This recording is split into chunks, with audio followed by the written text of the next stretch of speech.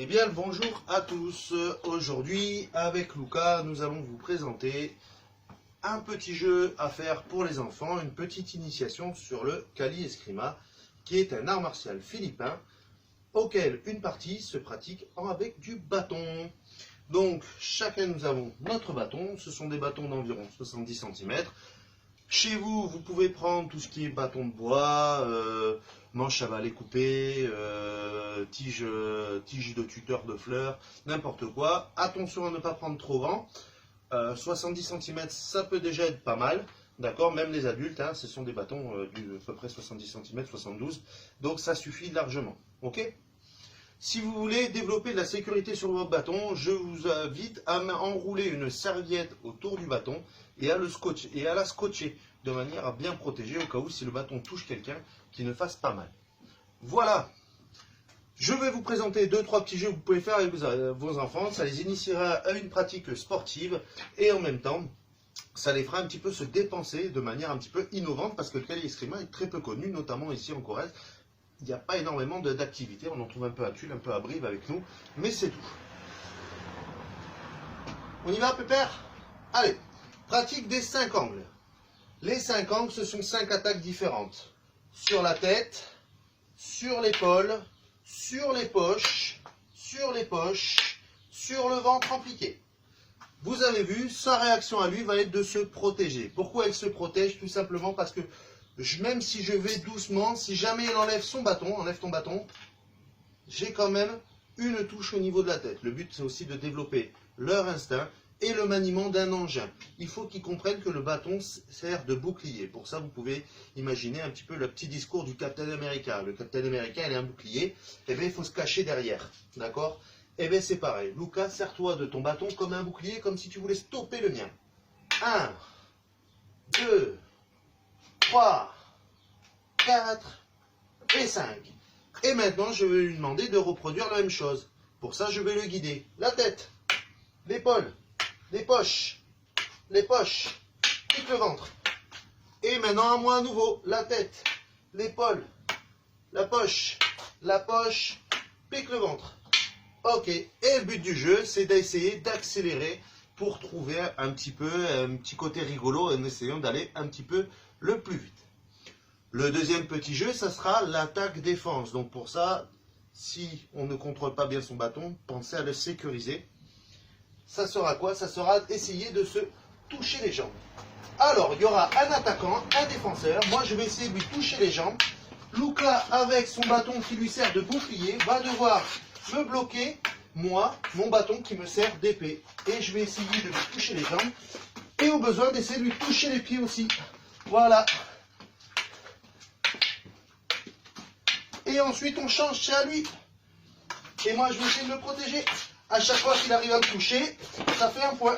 Il m'a touché déjà 2 fois, 3 fois. Hop, il a 3 points. Ouais. Voilà. Ok. Voilà le deuxième petit jeu. Troisième petit jeu. Le jeu du ballon. Toujours pareil. On part du principe que le bâton est un bouclier. Donc, on rejoint un petit peu une activité type baseball, type tennis et tout ça, avec un bâton. Je lui lance un bâton, que ça soit droit ici, en cloche. J'essaie de le toucher vers le côté, ou de lui lancer là. Le but du jeu pour lui, ça va être de toucher le bâton et d'arrêter de se servir de son bâton comme un bouclier. T'es prêt? Hop, et je le récupère, et je le relance. Voilà, le but du jeu, essayer d'aller le plus vite possible. Et lui ne doit jamais se faire toucher par le bâton. Attention aux jambes. Voilà, en cloche. Aux jambes. Ah, toucher le pied. Côté. Ouais, voilà. D'accord? Voilà un petit exercice pour faire ça. Et puis après, on change de rôle.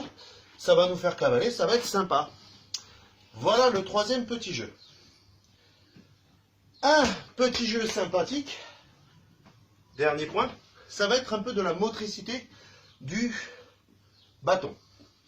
Pour ça, vous pouvez en servir comme échauffement. Le but du jeu va être essayer de former les hélices d'un hélicoptère, aussi bien avec la main droite que la main gauche. Donc regardez, on se met là sur le côté. Tiens, Luca, mets-toi devant, s'il te plaît. Là, devant moi. Regarde. Et on va essayer de faire tourner le poignet comme ceci. Vous voyez, là. Et c'est de vraiment faire tourner le bâton. Là, une fois que c'est fait, on le fait au-dessus de la tête. Attention, on est rond, pépère.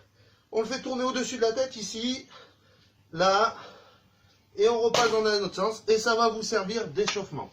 Idem main gauche.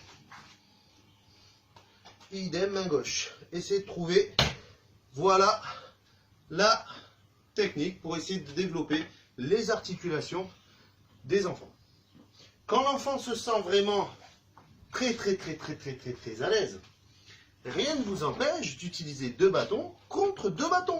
Donc par exemple les 5 angles, regardez, la tête, là, la poche, je rattaque la poche, c'est à lui maintenant, il me fait la tête, il me fait l'épaule, il me fait une poche, une autre poche, le piqué, et je rattaque la tête. Hop, bloque bien, la tête, l'épaule, la poche, le ventre, et il me rattaque lui, et ça va travailler la motricité de votre enfant sur les 2 mains, main droite, main gauche, avec 2 engins. La manipulation d'engins n'est jamais facile. Voilà. Merci Lucas de m'avoir aidé sur cette petite démonstration. Lucas, 6 ans, bientôt 7 ans, d'accord, qui pratique ça depuis quelques temps maintenant. Voilà, et avec lui, on travaille sur tout ce qui est motricité. Pas vrai, bonhomme? Ça t'amuse? Ça t'a plu? Ouais. On vous remercie tous et on vous souhaite une très bonne journée. À très bientôt. Portez-vous bien.